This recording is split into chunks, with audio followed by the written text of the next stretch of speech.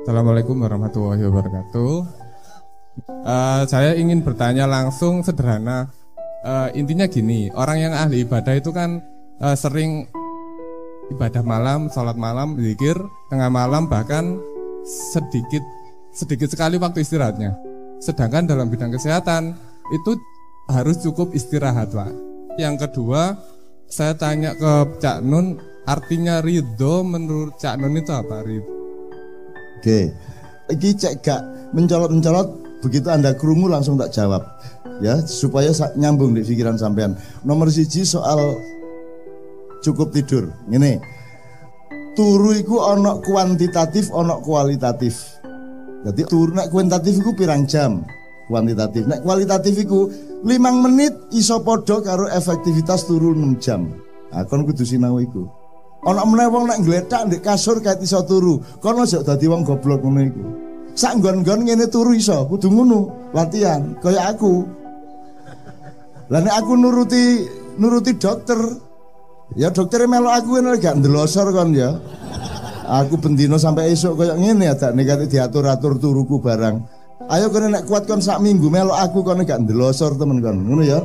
Jadi itu benar kamu dengarkan soal cukup tidur. Cuman cukup tidur itu pemahamannya tidak hanya kuantitatif tapi juga kualitatif. Jadi Anda harus belajar tidur. Jangan dipikir tidur itu gampang.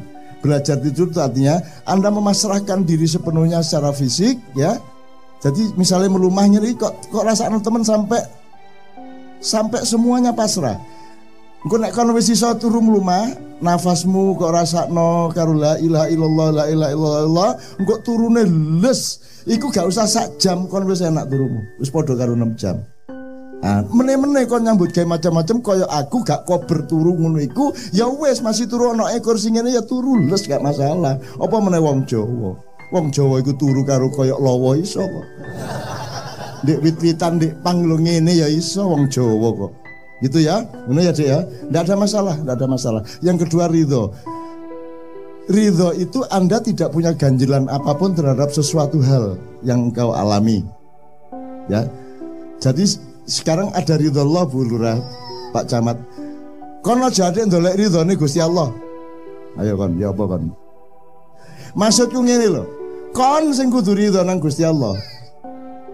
Wis kon ridho nang Gusti Allah mesti ridho. Ojo kon njaluk tok ae kon dhewe gurung ridho. Kon iku irung gak dawa sambat. Bojo wis kadung dirabi kok bojone kancaku luwih ayu. Ha iku sambat. Wong rabi ku ngono iku, orang kawin adalah sebuah kebun yang indah. Yang setiap laki-laki ingin memasuki kebun itu dan setiap laki-laki yang sudah berada di dalam kebun itu ingin sekali keluar. Mbok iku rotok medeni. Ngene ya, Dek ya. Oke, jadi tidak ada masalah. Oke, bismillahirrahmanirrahim.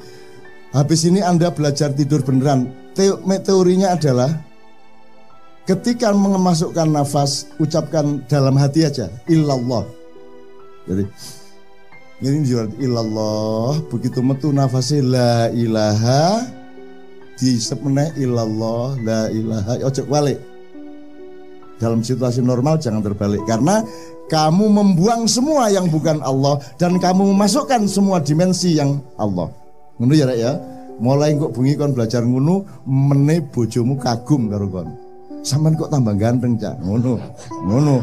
Gak meripatmu rotok blero saiki kan. Yo ketiga. Assalamualaikum warahmatullahi wabarakatuh. Jangan satu yang kalau yang tadi menyanjung-nyanjung, kalau saya sampai detik ini protes nomor Cak Non. Alasannya kenapa? Sejak reformasi bergulir, pada saat Orde Baru berkuasa, Cak Non lantang di televisi, radio, di mana event lalu berani teriak kepada penguasa saat itu. Bahkan hanya segelintir orang yang berani mengkritik Pak Harto, cuma Cak Non yang berani pada saat itu. Tapi entah sekarang ketika banyak istilahnya orang-orang yang berani berkoar-koar di televisi, Cak Nun justru turun ke bawah gitu. Apa alasannya? Satu. Kemudian yang dua, Cak Nun, ini yang jadi misteri saya. Apa yang panjenengan sampaikan, yang disampaikan kepada Pak Harto pada saat genting sehingga Pak Harto mampu lengser pada saat tahun 1998 awal mula reformasi bergulir. Demikian Cak Nur. Oke, tak jawab. Apa sebabnya aku saiki gak koyo zaman Pak Harto ngelawan Pak Harto, saya aku gak ngelawan. Siji, ngene, nek ancene kon ngongkon aku ngelawan mulai meneh aja ngundang aku mengisor ini ya. Wes lilo kon. Ya apa, nek ancene tak urusi nek kon ngekeki mandat tak urusi diluk ae kok. Wong Pak Harto mek tak parani tok. Ayo tapi nek aku ancene kudu ngurusi kono aku aja dikongkon mudhun. Siji ya. Nomor loro, seje masalah zaman Pak Harto karo zaman saiki. Uang sing jenenge reformasi ku biyen duduk kok dhek iku kepingin menjatuhkan Soeharto. Dhek iku cemburu kok Pak Harto tok sing nyolong, wong aku ya kepingin. Akhirnya saiki kabeh nyolong. Ngono rek ceritane ya. Entek-entekan wis. Kene tak duawakno tak detail aku duwe datane kabeh ya. Nah, jadi sekarang ini tingkatnya sudah fi qulubihim maradun fazadahumullahu marada. Terus apa meneh? Sumum bukmun omyum fahum la yarjiun. Iki gampang urusane, wis kono aja melok-melok. Gusti Allah wis menangani ini secara langsung, cuman awakmu dikon sabar. Ngono lho. Kecuali Gusti Allah ngongkon aku langsung, nun ayo nun diberesi. Oke. Gak ngongkon sampai saiki hari ini. Sekarang saya selani dengan pertanyaanmu, apa yang diungkapkan kepada Pak Harto pada waktu itu? Yang Anda ketahui dan yang dunia ketahui dan semua kelas menengah maupun wartawan ketahui adalah resepsi ketika Pak Harto sudah mau turun. Tapi pada saat akad nikah, tidak ada yang tahu. Jadi Gus Dur tidak ikut-ikut. Gus Dur tidak tahu menau. Mohon izin saya ngomong terus terang. Jadi saya, Cak Nur, Pak Malik Fajar, Utomo Danyanjaya nggawe surat nang Pak Harto. Pak, sampean iki wis wayahe mudhun mergo iki sing ngetik aku. Nomor loro Pak Harto niki carane papat, sampean milih siji. Itu pada tanggal 16 Mei 1998. Tanggal 17-nya kita publikan dulu. Kita rilis dulu di hotel wisata. Tanggal 18 siang kita kasih ke Pak Harto melalui Mensesnek Saadillah Mursyid. Pak Saadillah Mursyid ngekekno suratku iku karo Cak Nur iku sing tanda tangan wong 5 ya rek ya. Gus Dur gak melok tanda tangan karena Gus Dur tidak tahu menau. Gus Dur itu hanya terlibat ketika besoknya itu kita minta sampai melok nyekseni gitu ya. Nah, jam 4 iku Pak Harto nrimo, terus dhek mikir-mikir, terus sembahyang maghrib, terus sembahyang isya, mari sak telepon aku karo telepon Cak Nur. Cak, nggih kula manut nek kedah lengser sak menika, nanging kula nyuwun sampeyan kancani cek mboten ribut wong-wong niku. Akhirnya nggih nek ngoten kula dolekno wong 9 pisan mesisan. Wong tuwek-tuwek kita minta untuk mempersaksikan, jadi Gus Dur diundang, terus Pak Ali Yafi dan seterusnya ya, pokoknya 9 orang. Terus mengadakan pertemuan besok paginya dengan Pak Harto di istana pada tanggal 19 Mei. Gitu ya. Iki dawa ceritane akeh dimensi, tapi pokoknya tak singkat. Isine iku mangun iku mang tok. Dan aku secara pribadi ngomong sama Pak Harto kula niku muangkel kali Golkar kali TNI niku. Lho napa oca? Sampeyan niku dikon dadi presiden terus iku lak zalim niku. Ngono aku. Sampeyan iku lak duwe hak momong putu, nyiram kembang gitu. Gendong-gendong anak lak duwe hak sampeyan. Mosok sampeyan gak oleh urip normal sebagai menungso. Harmoko aku mesti ngongkon sampeyan dadi presiden terus. Mangkel aku, ngono aku. Pak Harto mesem karo pahit iki nyayang aku tak ngongkon aku mudhun arek iki. Tapi gak iso muring-muring dhek aku guyang-guyu ngono iko. Mun ta Pak sampean ngondo aku gak dadi pisan yo gak pareken. Masa dhek ngomong ngono to? Nek wong ngomong padaan mesti Jawa Timur mesti Jawa Timur. Terus akhirnya Pak Harto mau kita temenin, tapi kemudian dikodeta situasinya. Seharusnya tidak seperti yang terjadi di reformasi. Singkat kata, seharusnya Pak Harto turun, Habibie turun, kabinetnya bubar, MPR bubar, DPR bubar. Kita bikin komite reformasi, nomor 1 ada 45 orang, Gus Dur, Megawati, semua. Itu komite reformasi, tanggal 21 akan kita lantik menjadi Majelis Permusyawaratan Rakyat sementara. Besoknya MPRS ini akan kita minta untuk sidang menentukan kepala negara sementara yang ditugasi untuk menyelenggarakan pemilu secepat-cepatnya antara 6 bulan sampai 1 tahun. Itu ceritanya. Tapi kemudian, wah mohon maaf ini, kemudian ini ditentang oleh Pak Amin Rais karena dianggap itu permainannya Pak Harto. Karena Pak Amin Rais memang kita larang untuk ikut ketemu Pak Harto, dan Pak Harto sendiri tidak mau ketemu Pak Amin Rais. Sebabnya apa? Karena Pak Amin itu orang yang sangat garang, orang yang sangat progresif, orang yang sangat seperti macan. Nah saya harap Pak Amin nggak usah ketemu Pak Harto, karena Pak Harto itu raja harimau, ngono masalahnya. Sampean kok dicatek, ngono toh. Dadi nek kepengin musuh apa namanya? Harimau. Gampang musuhe, laler lho gak iso dek nglawan. Nah aku tak dadi laler mlebu kupinge, wis beres Pak Harto. Ngono ra ilmu iku ya. Oke, wis ya. Jelas ya. Nah, jangan khawatir, Anda jangan mengkhawatirkan apa-apa. Semua sudah ada petugasnya. Di semua lapisan langit bumi, terutama di Indonesia sudah ada petugasnya. Tenang aja. Ada yang sesuatu yang misalnya virus, dokter ya gak iso. Iku Gusti Allah sing beresi. Kanjeng Nabi beresi, Nur Muhammad beresi. Dan ini semua sudah ada yang beresi. Satu hal terakhir untuk jawab sampean. Sampean ngerti El Nino? Ya sekarang kan ada badai El Nino yang dikhawatirkan akan memuncak. Nah badai El Nino ini memuncak sekian kali sejak kita hitung saja sejak kemerdekaan. El Nino itu naik munggah nemen badainya, itu akan terjadi sesuatu yang penting di Indonesia. Misalnya tahun 57-58 itu terjadi pemberontakan Permesta dan PRRI, Kartosuwiryo dan Kahar Muzakar.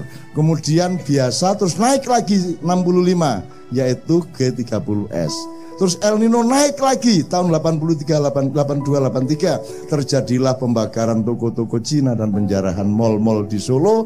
Pada saat yang sama terjadi bentrok besar di lapangan Banteng dan peristiwa Tanjung Priok yang sangat gawat dan sangat terkenal di seluruh dunia. Itu tahun 82, 83. Kemudian El Nino naik lagi tahun 97-98 terjadilah penembakan Trisakti dan reformasi. Dan besok ini El Nino akan naik ke puncaknya lagi pada bulan Oktober dan November mben iki. Nah, karo aku. Engko begitu November kok gak ono apa-apa. Loh, kok gak ono apa terus Gusti Allah moro tak apusi. Ngono kira. Gak melok-melok aku.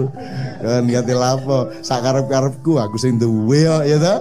Aku sing gawe, tapi kita mohon kepada Allah, ada atau tidak El Nino, Allah akan merubah nasibmu karena Anda semua berhati suci di sini.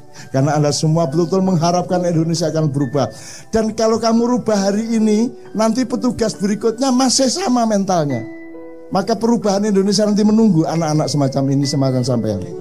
Maka saya turun ke bawah untuk apa? Untuk memastikan bahwa ada manusia Indonesia yang benar-benar bisa dididik untuk menjadi nasionalis sejati, untuk menjadi pecinta rakyatnya. Mulanya aku gelem mudhun ngene iki untuk memastikan itu di mana-mana. Ngono ya? Oke.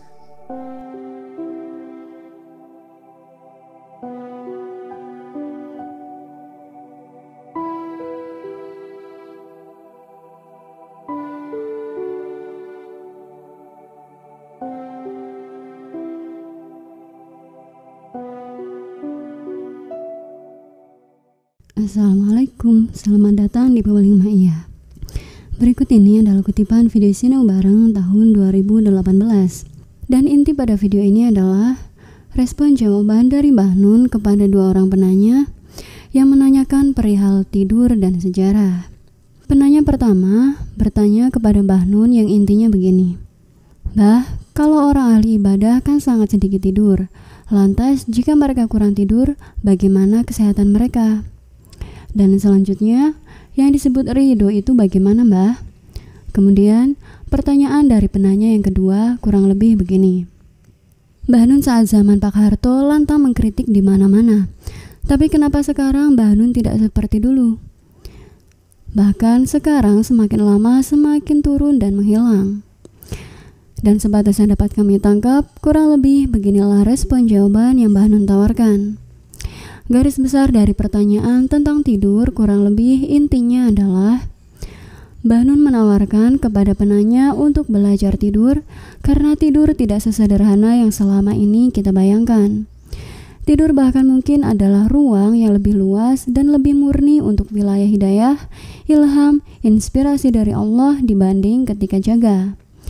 Ketepatan manajemen tidur dengan memproporsikan faktor apa saja yang off dan yang tetap on bisa berpengaruh terhadap efektivitas waktu atas diri kita.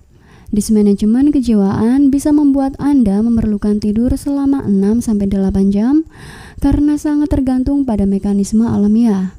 Sementara, ketetapan dan keseimbangan manajemen kejiwaan bisa hanya membutuhkan waktu 1-2 jam tidur atau 10-20 menit, bahkan bisa hanya sejenak sambil merebahkan punggung di kursi. Perlu dipastikan, perumusan bahwa tidur itu menonaktifkan apa saja serta tetap membiarkan apa saja lainnya yang tetap aktif. Setiap orang sudah diinstal oleh Allah untuk menjadi khilafah atas dirinya masing-masing, termasuk menata bagaimana manajemen tidur dan jaga. Jaga dan bangun itu milik Allah, tidur juga milik Allah. Orang Jawa sendiri bilang Gusti Allah ora sare, Tuhan tidak pernah tidur. Maka khilafah Allah juga memiliki hakikat, zat, mekanisme, sunnah, tadbir, atau pengelolaan yang turunan dari Allah sendiri, meskipun dengan level dan kadar yang jauh lebih rendah atau lebih kecil. Kalau Tuhan tidak pernah tidur, mestinya manusia bukan banyak tidur, melainkan punya hidayah ilmu dan ma'rifat untuk tidur seperlunya. Dan tidur seperlunya itu bisa saja mengatasi waktu. Kita bisa membangun siang malam kita sendiri.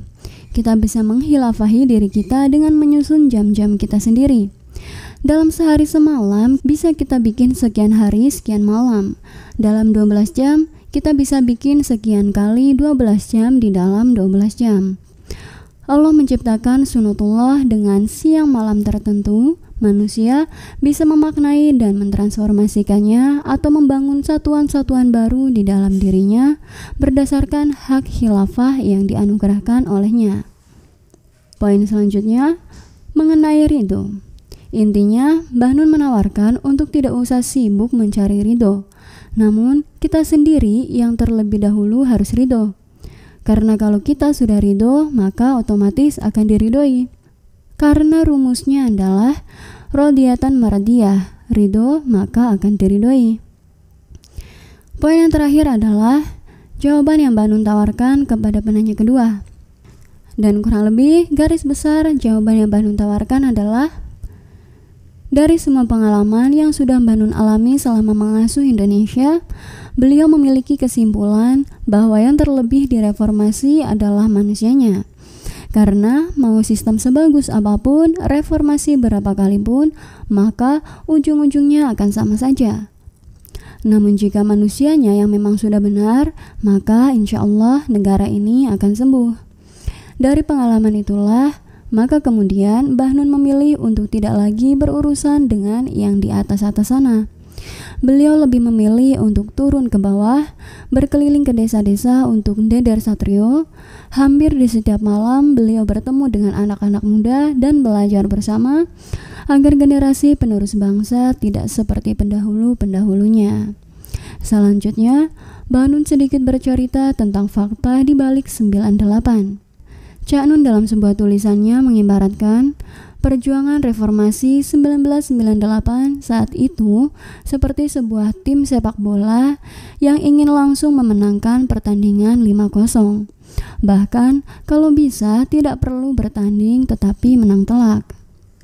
Sementara selama gejolak Mei 1998 bergulir, masing-masing tim yang bergerak di lapangan seperti tidak terkoordinir satu sama lain. Setiap pasukan memiliki sendiri komandannya masing-masing. Setiap pasukan memiliki strategi perangnya masing-masing.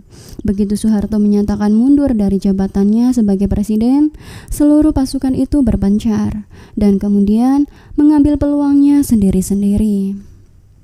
Cak Nun sendiri yang meminta kepada Soeharto agar 9 tokoh yang bertemu di Istana Negara pada 19 Mei 1998 tidak dilibatkan dalam komite reformasi. Bahkan tidak terlibat pun, 9 tokoh tersebut difitnah sebagai alat politiknya Soeharto. Sehingga gagasan komitmen reformasi dianggap sebagai strategi Soeharto untuk melanggengkan kekuasaan. Jangan-jangan para tokoh reformasi itu sendiri yang memang sedari awal tidak yakin dengan soliditas perjuangan mereka sendiri. Setelah Soeharto secara resmi menyatakan mundur, B.J. Habibie yang notabene adalah pangeran kesayangan Soeharto menduduki jabatan presiden. Dan atas jaminan Soeharto, ABRI saat itu mendukung penuh kepemimpinan B.J. Habibie. Andaikan Soeharto tidak sungguh-sungguh untuk mundur dari jabatan presiden, saat itu setidaknya ia masih memiliki kesempatan untuk melakukan kudeta dengan cara militer. Kekuasaan militer saat itu belum benar-benar dilepaskan oleh Soeharto. Namun, Soeharto sama sekali tidak memanfaatkan kesempatan itu. Yang terjadi kemudian, Soeharto justru bersedia untuk diadili.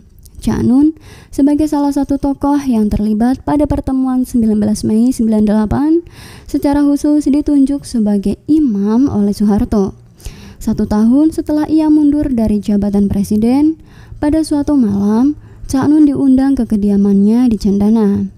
Tidak mudah bagi Cak Nun mengiyakan keinginan Soeharto untuk bertemu. Setidaknya ada 5 kali upaya pihak Cendana menghubungi Cak Nun agar mau menemui Soeharto di Cendana. Bahkan Tommy dan Bambang juga sempat mencari Cak Nun agar mau bertemu Soeharto. Ustadz Abu Bakar, seorang aktivis Padang Bulan saat itu menyampaikan kepada Cak Nun bahwa Cak Nun adalah salah satu orang yang masih dipercaya oleh Soeharto dan masih dianggap objektif. Pertemuan itu berlangsung selama 3 jam di Cendana. Dalam sebuah ruangan, hanya Cak Nun dan Soeharto saja. Dalam sebuah pengajian di Brebes, Cak Nun sempat mengatakan bahwa Soeharto harus segera meminta maaf kepada Rasulullah Shallallahu Alaihi Wasallam di makamnya. Kemudian harus bersegera mencari momentum untuk meminta maaf kepada rakyat Indonesia. Dan juga menyatakan bersedia untuk diadili. Dengan cara inilah kemudian Soeharto kemudian akan menjalani husnul khotimah. Lazim saat itu diketahui oleh banyak pihak bahwa laporan-laporan yang diterima oleh Soeharto dari para bawahannya bersifat ABS, asal Bapak senang. Sehingga seringkali laporan yang disampaikan kepada Soeharto semasa berkuasa tidak seperti yang terjadi di lapangan. Para menteri memilih untuk memanipulasi laporan kepada Soeharto karena mereka takut kepada Soeharto. Cak Nun, saya dengar Anda keliling kemana-mana. Saya ingin tahu rakyat kita bagaimana sekarang, sengsara apa tidak? Krisis ini seberapa berat bagi mereka? Soeharto bertanya kepada Cak Nun saat itu. Cak Nun pun menjawab apa adanya, bahwa akibat dari krisis ekonomi saat itu, yang paling merasakan dampaknya adalah kaum marginal yang terpinggirkan di kota-kota. Masyarakat desa yang punya akses terhadap tanah dan alam relatif lebih tahan terhadap krisis. Pak Harto, sekarang ini sampean bicara apa saja di forum apa saja dan di media mana saja tak akan dipercaya siapapun. Tapi masih ada satu forum yang terbuka bagi Pak Harto, yakni Forum Ikrar Husnul Khotimah.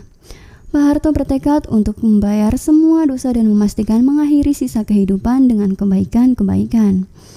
Cak Nun menyarankan Soeharto untuk melaksanakan Ikrar Husnul Khotimah saat itu. Agenda itu direncanakan akan dilaksanakan di Masjid Baitur Rahman di Gedung DPR Senayan, Jakarta pada 21 Mei 99. Dalam Ikrar Husnul Khotimah itu, Soeharto bersedia untuk bersumpah setidaknya untuk 4 hal. Bahwa saya, Soeharto, bersumpah tidak akan pernah menjadi Presiden Republik Indonesia lagi. bahwa saya, Soeharto, bersumpah tidak akan pernah turut campur dalam setiap proses pemilihan Presiden Republik Indonesia. Bahwa saya, Soeharto, bersumpah siap dan ikhlas diadili oleh pengadilan negara untuk mempertanggungjawabkan segala kesalahan saya selama 32 tahun menjadi Presiden Republik Indonesia. Bahwa saya, Soeharto, bersumpah siap dan ikhlas mengembalikan harta rakyat yang dibuktikan oleh pengadilan negara. Namun, ikrar husnul khotimah 4 sumpah Soeharto itu urung dinyatakan oleh Soeharto. Bahkan, Cak Nun kembali difitnah oleh beberapa tokoh politik nasional. MH adalah mesin politik Soeharto di bidang agama dan berusaha menghindarkan Soeharto dari pengadilan negara. Pada sewaktu-waktu, Cak Nun menggagas acara pertemuan antara rakyat Jogja dengan Sri Sultan Hamengkubuwono X di alun-alun utara Yogyakarta. Dan dalam acara yang digagas oleh Cak Nun itu pun, tetap saja ada tokoh yang memfitnah Cak Nun dan menuduh Cak Nun sebagai salah satu antek Soeharto. 4 sumpah Soeharto itu akhirnya sama sekali tidak pernah dibacakan oleh Soeharto di depan umum. Bahkan hingga akhir hayatnya, tak sekalipun kita melihat Soeharto diseret ke meja pengadilan untuk mempertanggungjawabkan semua kesalahan-kesalahan yang pernah ia lakukan selama berkuasa. Satu hal yang juga perlu dicatat, hingga wafatnya, Soeharto tak sekalipun memilih untuk mencari suaka di negara lain untuk melarikan diri. Hidupnya begitu nyaman. Ia menetap di bilangan cendana. Mungkin sesekali ia tersenyum melihat para penerus penguasa di Indonesia. Dan tak heran jika ia juga pernah menyatakan bahwa memimpin Indonesia itu tidak mudah.